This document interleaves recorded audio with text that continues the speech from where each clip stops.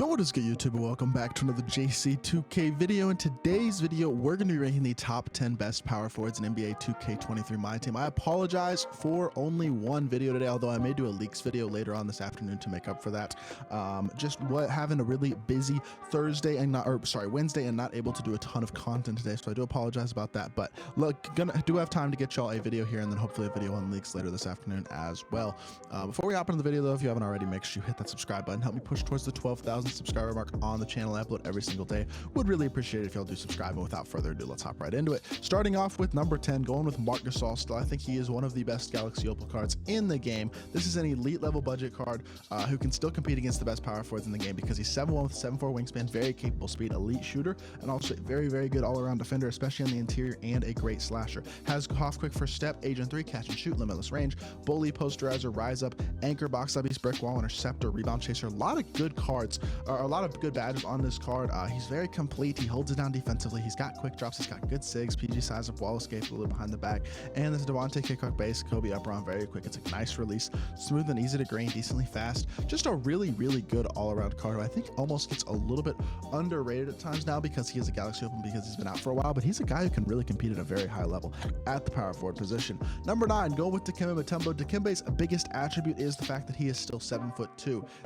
He has great size, not the greatest speed, not the most elite shooter. Needs shooting badges added, but once he has all those shooting badges added, get a shoe and a coach on him to boost his speed and his three ball, he's going to be fine in both of those areas. Incredible defender, really great interior player as well. The size is super valuable. The release is super solid. Mitchell Robinson release on very quick is just super smooth and easy to grain. It's not the best release in the game, but it's definitely a very solid one. His sigs aren't insane. Tatum size of Kobe escape aren't elite, but Dame behind the back is really good. And overall, he's just a really nice all-around card, so they can very well compete at a super high level. Still, even again, after having been out for a couple months now. Jack Sigma coming in at number 8 for me. Jack's the most, I mean, he and one other guy I think are the best 6'11" and under power forwards in the game. The best like shorter power forwards in my team. Guys who are sub 7 foot. Hotspots from everywhere though. Not the greatest speed, but good enough.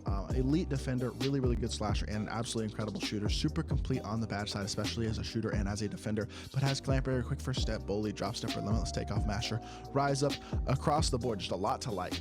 He has quick drops off 1, best dunk animation in the game. Sigs are solid. Kobe size up is good. A little behind the back is great. Kobe escape is an incredible. One of the fastest releases in the game, the Jetty Osman base with Sadiq Bey upper on very quick, which by the way, the Sadiq Bey upper is the fastest upper in the game. I don't know why, but upon both KD and Jack Sigma, their releases are the fastest releases with their base in the game. KD being the fastest release in the game, period, but Sigma also one of the fastest releases in the game. The card is absolutely incredible. He does a ton of things at a super elite level. Really great pick and pop guy with an awesome release. Does a ton of things really well.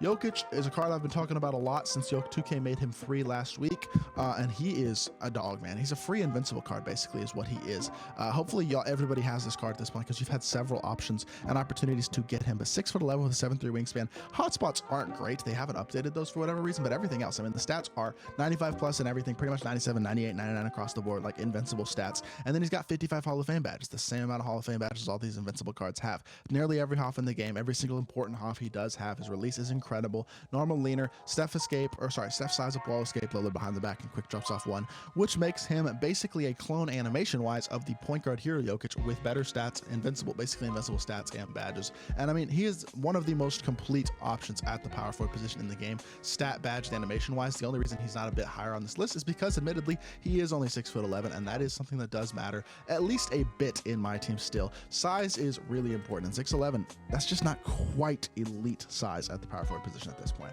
So a guy like Artis Gilmore, who doesn't quite have as good animations, as good of a release, as good stats and badges as an Nikola Jokic, is a better all-around card because he's 7'2" with a 7'5" wingspan and has an afro that makes him look 7'4". He's also got really capable speed, a very solid shooter, can get the shooting badges he's missing like Agent 3, Claymore, and limitless range. Playmaking is very capable on him, and he's an absolutely incredible defender. He is a absolutely elite defender. I mean, he may not be quite as good stat and badge wise as Jokic, but he's still got a good release. He's an incredible defender. One of the few guys in the game that I feel like really on a consistent level can compete with a guy like Taco, Manu, Yao, Rick Smits, etc. He's 7'2", but he plays a lot bigger than that. Sigs are actually really good too, and he's got quick drops. I think this is one of the best unlimited rewards we've gotten in a long time in my team, and I think he's a really good card. But if you haven't gotten already, you should definitely be working on adding to your lineup. Now, number 5, I'm going to go with Kareem Abdul-Jabbar, Invincible Kareem. The one flaw with Kareem is that his release just is not that good, and that is it does matter. I mean, it does. 7'2" with a 7'5" wingspan, hotspots from everywhere, 99 stats across the board, basically, with nearly every single Hall of Fame badge in the game. His release is just not great, which does matter, and that is why he's only number 5. But he is still a top tier, incredible option at the power forward position. He's 7'2" with an afro that makes him look bigger than that. He's an absolutely elite defender, and his speed makes him a massive mismatch and such a valuable, versatile card in this game. I mean, he's a really, really good all-around card for sure, no doubt about it at all. And definitely a guy who, if you haven't tried, I mean, I don't know. I would personally spend the MT on Shaq or KP, who I guess we'll get to later, or even some more budget options using a guy like Artis Gilmore. Like Kareem, I don't think for the MT price is generally worth picking up, in my personal opinion, but that does not at all mean that he is not still a great option at the power forward position and a very, very versatile, very, very good card in my team if you want to add him to your squad. So that is what I will say about that. Now, at number 4, I'm still going with Taco Fall. I do think Taco is one of the best options at the power forward position in the game, despite the fact that his stats are, I mean, plain and simple, really bad. 64 speed and excel, 73 shot 3. He's missing a ton of badges. He is super incomplete, basically. That's the way I think that you could honestly say it very effectively. Like, he's not a good card at all on paper at this point in the game. But what is he? He is one specific thing, and that one specific thing is that he has what? I mean, like, he's 7'6". He's got the biggest player build in the game. You can't really argue too much with those types of stats and those types of things. Like, it just, you can't, plain and simple. Like, if I just think size-wise, Taco's one of the worst things they ever added to this game, in my opinion. Like, I really wish the Taco had never been added, because I feel like a guy like Taco, or even a guy like Bobo, like, no disrespect to those guys, but I don't feel like they should be getting cards that are as good as they are. Like, that's just my opinion, but I don't know, man. Like, what did I just do? I don't know what I just did. Hold on, let's fix this. But he's great. He's an incredible matcher. He's a huge mismatch. He's an amazing card, but I just think he was never something that should have been added to the game in the first place, in my personal opinion. That's just me, though. I mean, people have loved using Taco. I still have him on my team. I mean, if you can, he's cheap now. Like, he's definitely still worth using, but I don't like the card being in the game personally. That's just my personal opinion. Number 3, Kristaps Porzingis. Invincible KP is better than Taco. He is. He's 7'3" with 99 speed, a very capable release. Still not quite as great of a release as I would have liked. I almost think if you changed KP's release, though, he'd be the best power forward in the game, not named the number 1 guy, who I guess we'll get to here in just a little bit, by a pretty significant chunk. Like, he would be absolutely amazing at the power forward position if he had like a KPJ base or no shaper set base or something like that. But his base is already very, very good. He's already a very, very good card in my team. So 99 stats across the board, of course. Every single key important Hall of Fame badge. The release is amazing. SIGs are actually really good too. DeMar size up, wall escape, a little behind the back, and quick drops off 1. He moves insanely well.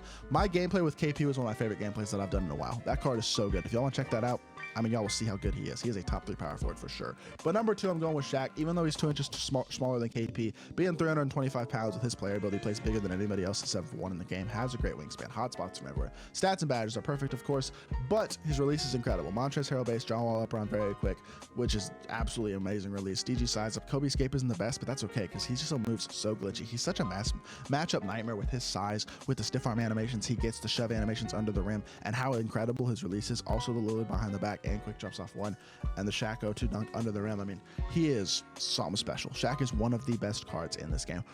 I legitimately believe this is the best Shaq card we've gotten in my team in a very long time. He is that good of a card. And then finally, at number 1, I'm sorry, it's just not a debate. If he can play the power forward position, he's got to be here, and people do run him at power forward. It's Manute Bol.